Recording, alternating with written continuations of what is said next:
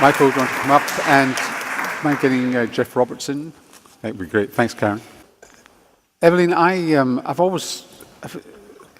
since the Healthy Cities project began, I keep on meeting worthy people involved in it and getting incredibly bored by it.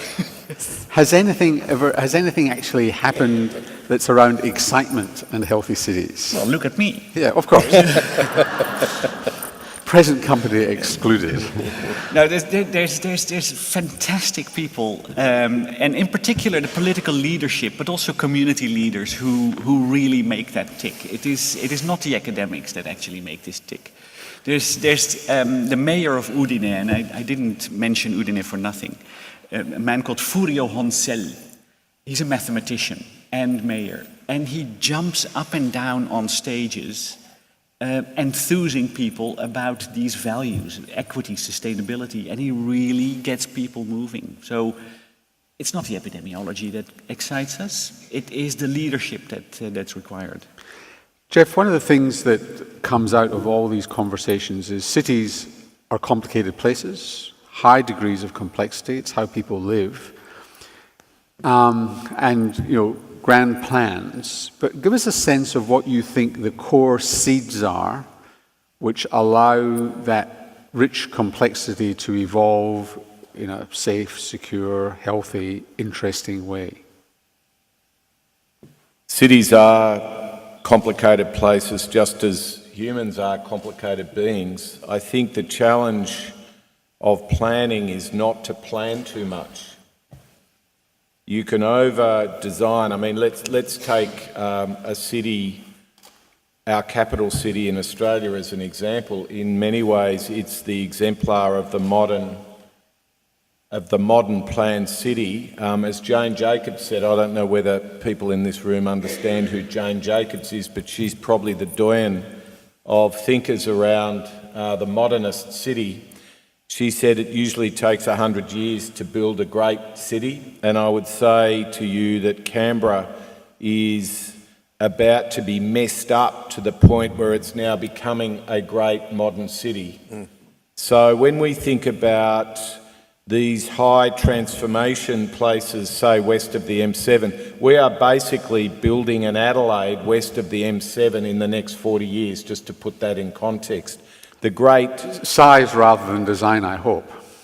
And certainly the economic output as well. So our challenge is to get the structure right, to understand where the railway lines are going to go, where the green grid's going to go, but to then let mess happen, to let chaotic behaviour occur, because most of us prefer to live in a mosaic of urban places. They're not all the same, but they have similar characteristics of community, joined upness, but a bit of grunge, accessibility, equality. But if we Canberra-ise that area west, and the problem with Canberra, the fundamental problem with Canberra is that it's a car-based city. We can't afford, we won't be driving cars in 40 years' time. So how do we design, how do we plan for chaos is really the challenge of what we're trying to do at the Commission. So how do you get that balance right? We go and visit Paris, we love Paris, but that was really a very planned vision by Haussmann. Rome was kind of renovated in about the 17th century, but it was kind of renovated as a theme park. I mean, very deliberate design principles around what you see in Rome today. Although it dates back 200 or 300 years. So quite planning in a very different way, and then that mess occurs. What's the evolutionary process and the regulatory environment that allows that to happen? So if just take Paris, for example, when most of us think of Paris, we think of the inner ring of Paris, the 20 arrondissements of Paris. Actually, Paris is about 5 or 6 or 10 times bigger than the cutesy pie central Paris. And remember that... And they do ugly really well. Haussmann was incredibly controversial in the 18th century because he knocked over all the complex pre-Haussmann forms. It would be like knocking over all the houses from Chatswood to Port Botany and out to Ashfield and replacing it with a common pattern book of design. Imagine that happening in this town today. often these cities were driven in terms of their redevelopment because of sewer and health issues, actually. So how do we get the balance right? You have to plan for redundancy, and you have to plan for not knowing all the answers at this time. So it comes back to getting the big picture right and letting humans evolve the detail over time. That's how we do it. But of course, Evelyn, you've got to guard against communities. I heard a presentation 2 or 3 weeks ago, Sir Harry Burns from Glasgow, analysing why Glasgow can have such deprivation, and it was about the destruction of communities. So you had slums, which looked awful. People thought they were doing the right thing, clearing them, and then building high-rise slums, and that loss of community was critical. So preservation of community is incredibly important, as well as building community, because new people will arise. Do we know models for this? Yes, but again, it's not easy. I spoke in Edinburgh on the Glasgow effect, and one of the explanations is that it's constant policy neglect of the worst, most disadvantaged areas in Glasgow by government that has done this to the people over time. If our governments choose to neglect us, and if we do not have the opportunity to resist that, you're stuffed. I agree. It is trying to strike that balance between chaos and opportunity, and at the same time knowing what you want within that chaos and opportunity. Michael, you described models of care, integrate environments, design and complexity, and you gave some examples. We always see these wonderful examples from Scandinavia of places that are institutions that we wouldn't mind living in. Let's move to the home-based care that you talked about, and rich environments and how people do well at home. Yep. And in physical rehabilitation, the evidence is that you probably do better at home than you do in a hospital. Yep. Just describe, where have you seen that sort of system of care working, if anywhere, and what needs to happen in Sydney for that to happen? I have not seen this working in an optimal way anywhere in the world. And that was partly why I went to Toronto and was very positively surprised that they think along these lines, and they take what I said, a holistic perspective on care trajectories, and they try to integrate the early part of the rehabilitation with the aged care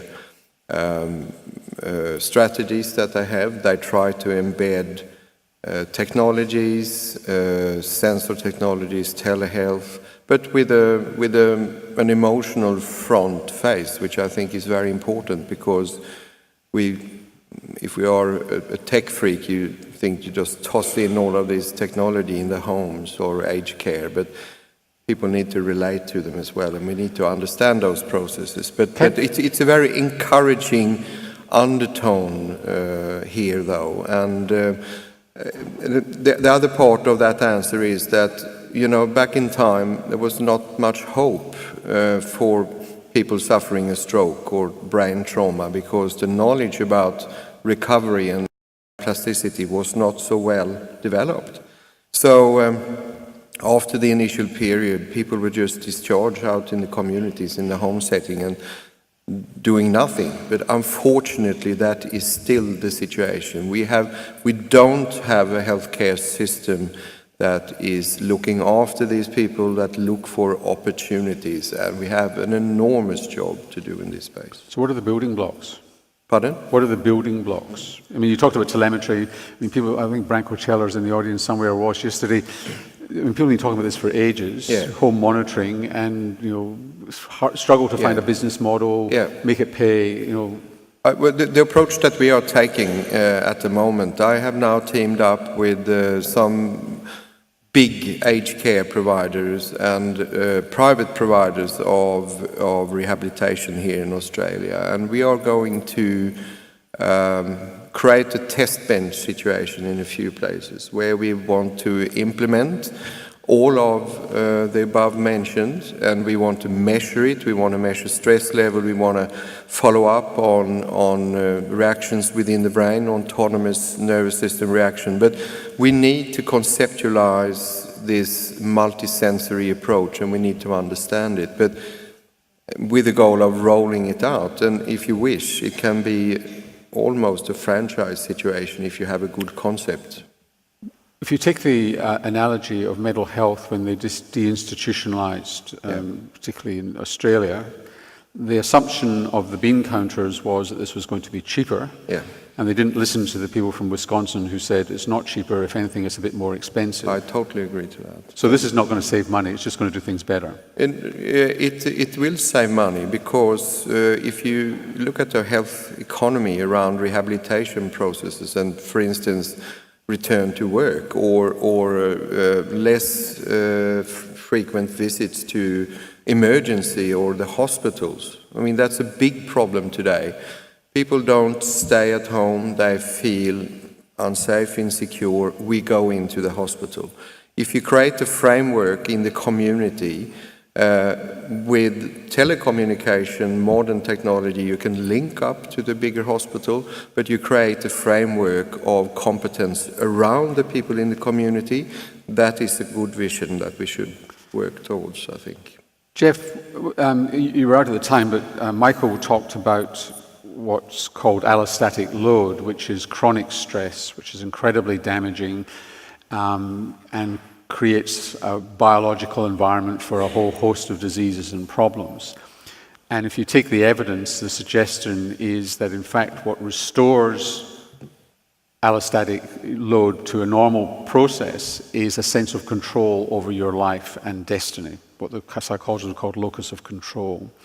Now, in a kind of subterranean way, that seems to go under the planning of the Greater Sydney, but more explicitly, have you thought about that? Because you go out and consult and you get 350,000 hits, but if in the end you don't actually give people what they want and feel able to have some effect on, you're going to have failed. How are you going to actually...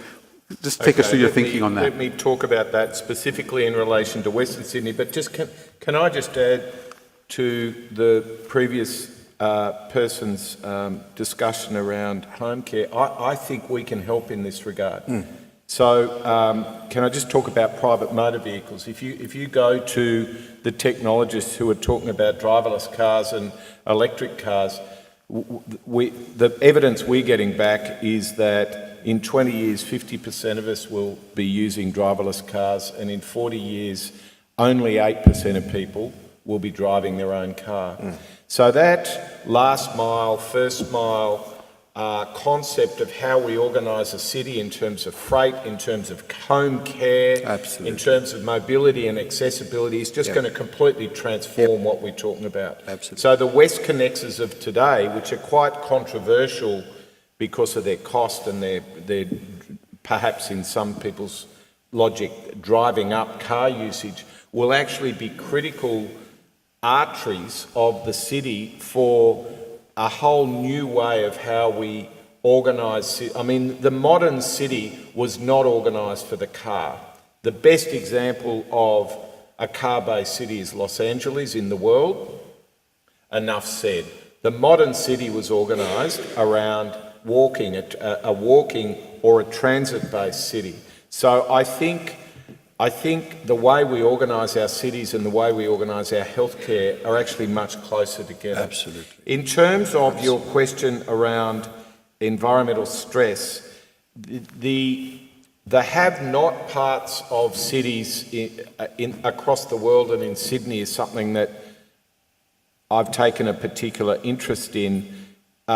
We have to enable people to self-determine their outcomes, and the problem with particularly the southwest of Sydney is, and we have some vulnerable communities, the biggest Aboriginal population in, not that Aboriginal populations are all vulnerable, not by any stretch, but the biggest population of Aboriginal people in Australia is located in Western Sydney, not in the Northern Territory, as most people think. There are a number of other vulnerable communities. Most of our refugees into Australia come into Fairfield and into Liverpool. We have very high levels of youth unemployment in Western Sydney.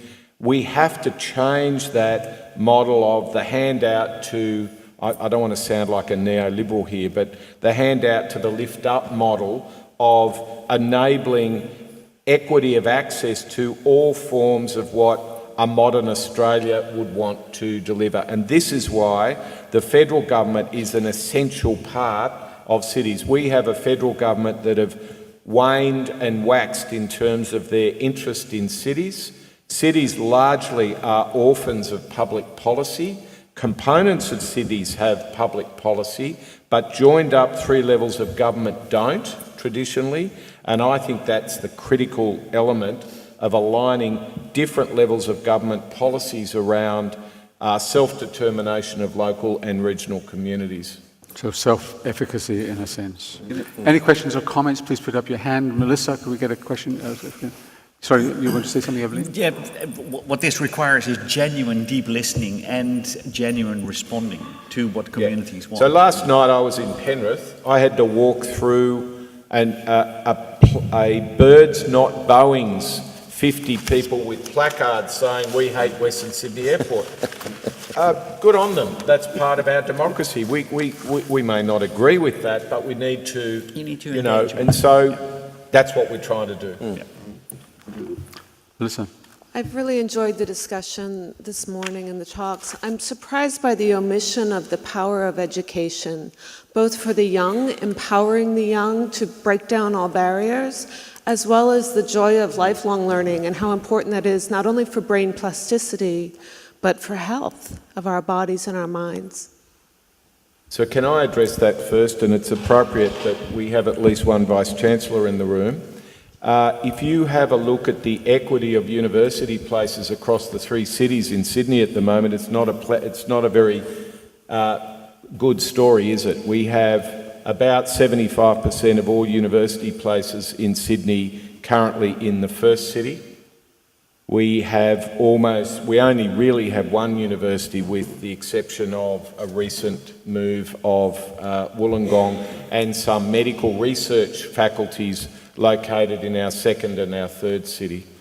Part of the objective of the Greater Sydney Commission is to create or enable a much more even distribution of universities, not just unis. Vet education and quality high school education is also a major issue for us.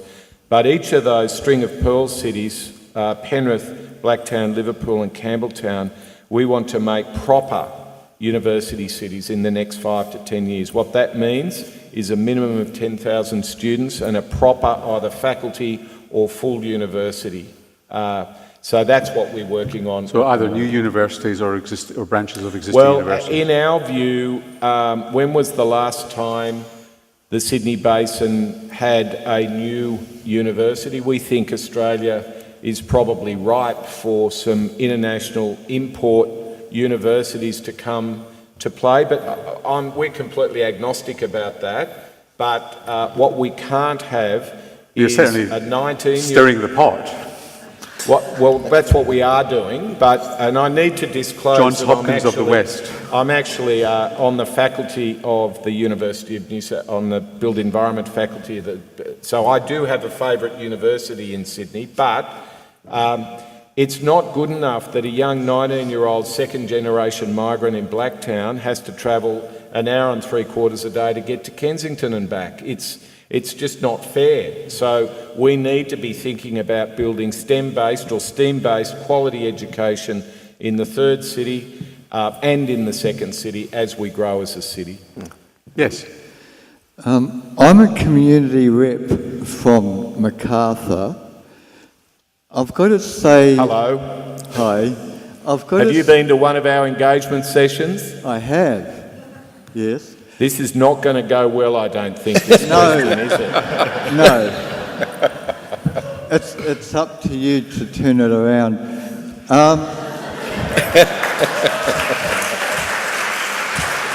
How's your locus of control right now, Jeff? Lucy's just calling, so hurry up. I've got a message for Lucy. I was very disappointed, to be honest, in the plan, because despite your claims, what I see is that you are filling up all our green space with monotonous housing and apartments. But then, when Evelyn spoke, hi Evelyn, you cheered me up. There is hope. So this is my question. What would it take to turn that plan into the lively, livable, chaotic city that you guys are talking about? So I would... So ploughing property developers into ploughshares. I don't have any quarrel with you about the need for green space and the need for chaos. You've heard me talk about that. I would defend the plan in saying that we have been adventurous in a number of our policy positions, particularly in terms of the metropolitan rural areas. So you come from a very beautiful part of Sydney where there are very large tracts of metropolitan rural area. For the first time, we are protecting those areas. So I don't think you're quite right with respect that we have not protected green space. However, are we continuing to announce monotonous house developments that go uphill and down dale? Yes, and we're going to need people like you to help stop that. But in order to stop that, we need to move from a suburban form to an urban form. The only way of doing that is if we have good access to rail lines. And as you know better than anybody in this room, the Macarthur does not enjoy good access to quality rail lines and rail servicing. So we've got to fix that too. But I appreciate your question. Thank you. Evelyn? I want to tell you a little story, and I'm not saying that you need to follow my advice. But the political scientist John Kingdon said the best guarantee for new policy is a disaster. I didn't pick you as a Trotskyist, but you know, carry on. I can feel the Fourth International coming on here, but carry on. I'm involved in a very exciting project in Victoria, in Gippsland. You may have heard that an open-cut mine caught fire and burned for nearly 2 months, which led to a big government inquiry. And the Victorian government has decided to spend 65 million on making it impossible for that disaster to ever repeat.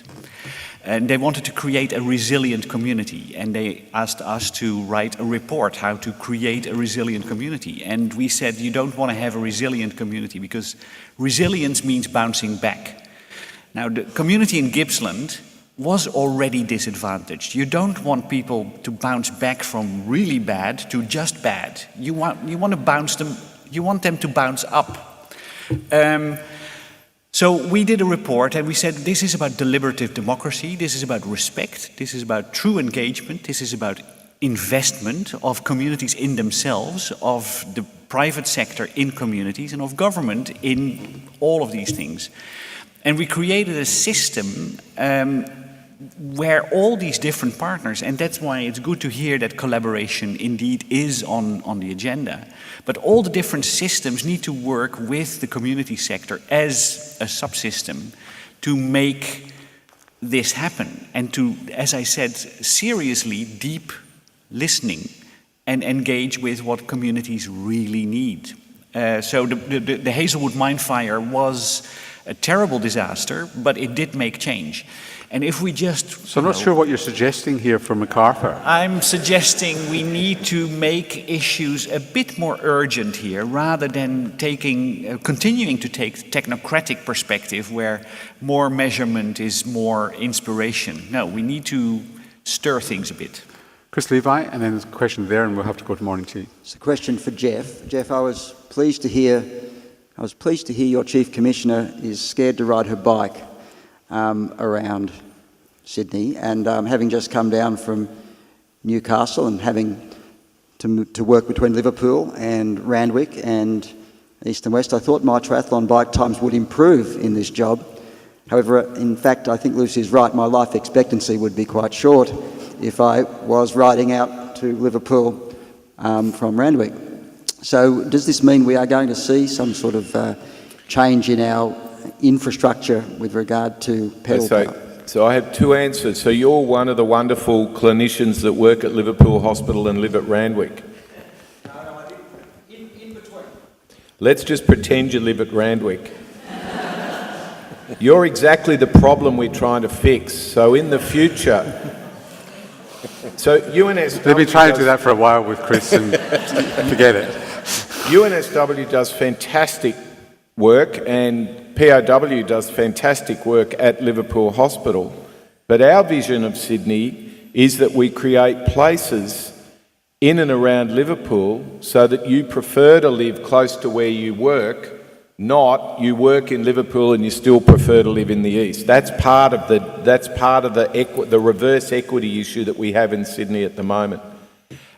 Look, we just don't do well with biking, do we? And you can make arguments in the first city that it's difficult because we're an up and down and a sort of chaotic city. If you just bear with me on geomorphology. I love talking about geomorphology in front of clinicians because it makes me feel like I know something more than anybody else in the room. If you think about Sydney and geomorphology, the first city is a chaotically defined city around a flooded, stop looking at your watch, around a flooded river valley. The second city is an east-west city. All the rivers go east-west in the second city. And on one of Lucy's slides, the third city is a north-south city. I think once we're on the Cumberland Plain, there is absolutely no excuse to create a much better connected active transport system because the geomorphology suits it better. But in the future transport strategy, there are some strides forward in terms of, we call it active transport, but if you compare us to some of the great European, and frankly, the moves that some of the big cities in the US have made in the last 10 years, we are woefully behind. So we're working on it, keep pushing us. Don't waste a crisis. Another trot. Yes. Marissa Lasserre again. And actually my question comes, follows on from that, in that most of my colleagues at Liverpool Hospital don't live anywhere around Liverpool Hospital. Let me just say I work at St George Hospital in Kogarah and I live in Carlton, so I can walk to work. One of the reasons, of course, is that just what you were saying before, that there aren't any perhaps beautiful places around Liverpool to live, unlike eastern suburbs or the lower North Shore. But some of the reasons that my colleagues give is education, lack of private schools in that area, perhaps lack of selective schools, or maybe that's one of the things that you might be looking at. And I'm just wondering... Okay. Can I just address, and I don't want to necessarily refer to you or to me or to anybody. If I did a straw poll here of who lived in the first city, who lived in the second city and who lived in the third city, I think we'd all know the answer to that. We have to be very careful we don't have a first city bias. What we don't want to create is first city people feeling sorry about third city people and planning for them, right? So if you go and talk to long-held Liverpudlians about their environment, they wouldn't agree that there aren't beautiful places around the Georges River, Casula Powerhouse and so on. They would not agree with that. But clearly there's not enough. So we need to work on that, and the man from Macarthur made that point quite well earlier. In terms of education, look, do you know that there are 3 selective schools in Western Sydney, and I'm talking about west of the M7, Western Sydney. 2 of them are performing arts and 1 is selective. The selective academically, why have we got 2 selective performing arts high schools and 1 selective STEM-based school in Western Sydney for 1 million people, for goodness sake? In that, the policy of the current state government is that any kid can go to any selective school. It's based on merit. So at Penrith Selective High School, there are no people from the LGA of Penrith going to that selective high school because the kids don't get hot-housed and trained as much in the West as what they do in the East to go to selective high schools. Now that's not right, is it?